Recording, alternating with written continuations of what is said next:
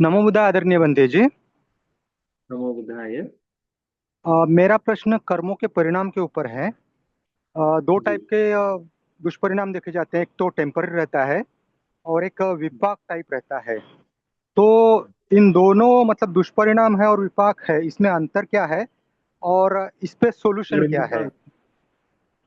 कर्म का विपाक भगवान बुद्ध जी ने तीन तरह से उपदेश दिया है। एक होता है कि जन्म के लिए उपकारी, एक होता है संसार में जन्मों जन्मों के लिए परिणाम देने वाला, एक होता है कि मुक्ति तक साथ में चलने वाला, मुक्ति के लिए हेतु होने वाला। तो इसमें जो है कि अगला जन्म मिल गया उससे उस कर्म का विपाक समाप्त हो जाता है। कुछ है कि दीर्घ काल तक उसी कर्म का विपाक पुनः पुनः आते जाता है, पुनः पुनः उसका विपाक हम भोगते रहते हैं।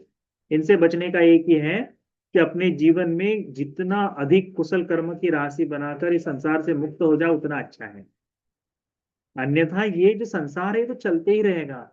अनगिनत बार हम जन्म लिए हैं ना, अनगिनत बार हमारी मृत्यु हुई है, अनगिनत बार हम लोग घूम रहे हैं।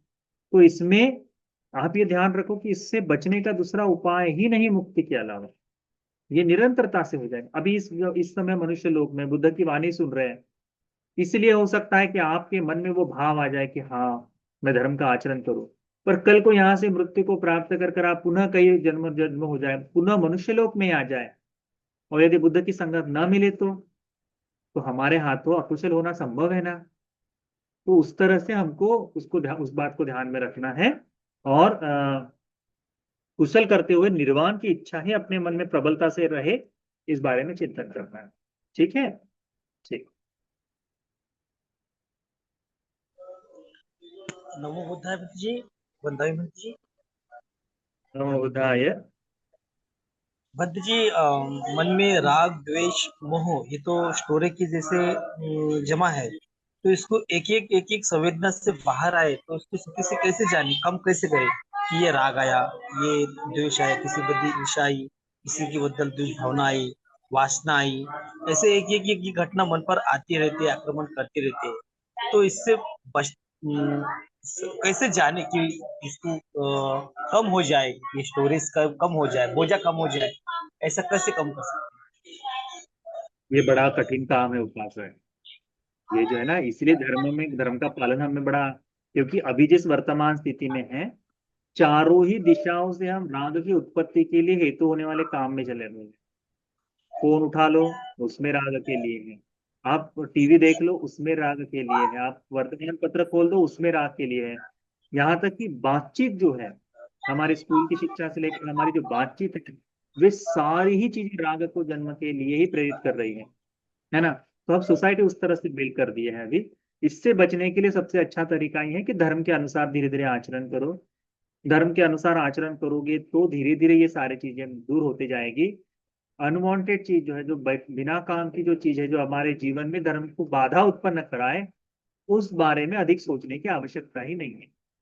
धीरे धीरे धीरे धीरे आर्य अष्टांगिक मार्ग का पालन हो रहा है उतना पर्याप्त है। जैसे आर्य अष्टांगिक मार्ग में ये कहा गया है कि जैसे हिंसा नहीं करना है, चोरी नहीं करना है, व्यभिचार नहीं करना है, झूठ नहीं बोलना है। तो वाणी में चारों तरह की वाणी आ गई कि तो झूठ हो गया, कठिन वाणी गाली गलौज हो गई, या फिर दूसरों की निंदा हो गई, और व्यर्थ की बात। इन चार चीजों पर अच्छी तरह से ध्यान दो।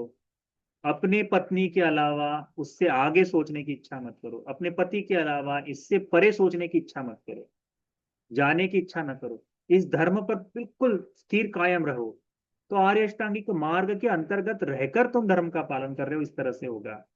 भगवान ने कहीं नहीं कहा है कि गृहस्थ आदमी ने, जो पति पत्नी है, उनको ब्रह्मचर्य का ही पालन करना चाहिए। तो इस तरह से धीरे धीरे हम अपने जीवन में आए। तुम्हारे मन में राग जागता है, उसके लिए है तुम्हारी पत्नी, तुम्हारे पति है, इस तरह से चिंतन करो।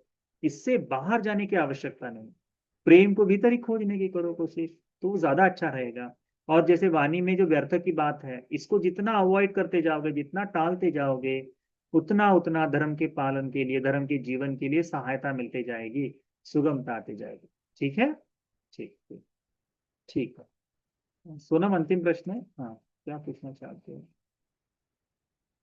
वरना भी बनते जी। क्योंकि वो तो हम कभी देवता बने हैं क्या?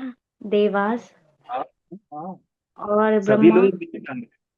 ब्रह्मा बने हैं, देवता बने हैं, सब लोग बने हैं। यहाँ जितने जुड़े हैं ना, ये 180 है, 190 थे पहले, ये सभी लोग दिव्य लोक में जा चुके हैं।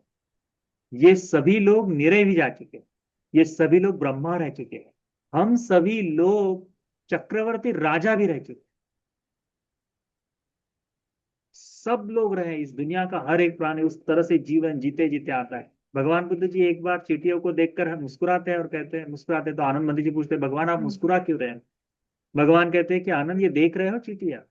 तो भगवान जी दिखाई दे रही। भगवान कहते हैं इसमें से हर एक चींटी चक्रवर्ती राजा रह चुकी। चक्रवर्ती राजा मृत्यु के बाद केवल और केवल दिव्य लोक जाता है, दूसरा कहीं नहीं जा सकता।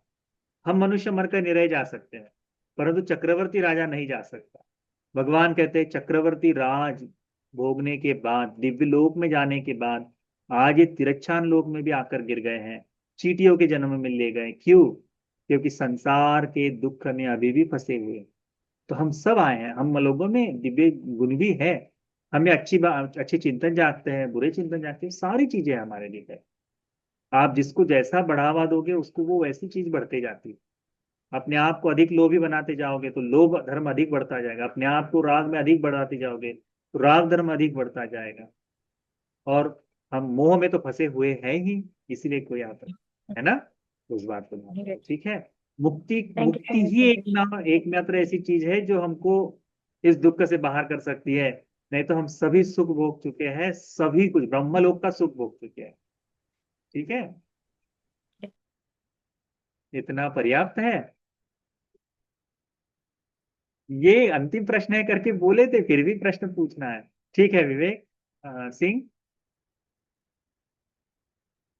वंदना भी आदरणीय बंटी जी। सुखी हो। बंटी जी, मेरा क्वेश्चन है, जैसे यक्ष के बारे में जैसे अभी बात है, तो यक्ष आज के टाइम में ज्यादा है या पहले के टाइम में ज्यादा होते थे? पूर्व के टाइम में, मतलब जैसे पहले तो हम स्टोरियां भी सुनते थे उनकी, अभी तो कुछ ऐसा सुनने को नहीं मिलता। अभी के टाइम में ज्यादा है।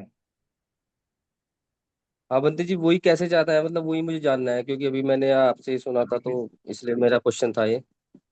तुम अभी घर के बाहर निकलो, या धर्म के लिए जितनी चीजें चल रही है ना, ये धर्म के नाम पर अधर्म जितना दिख रहा है, वो सब मनुष्यों से अभिप्रेत होकर ही है।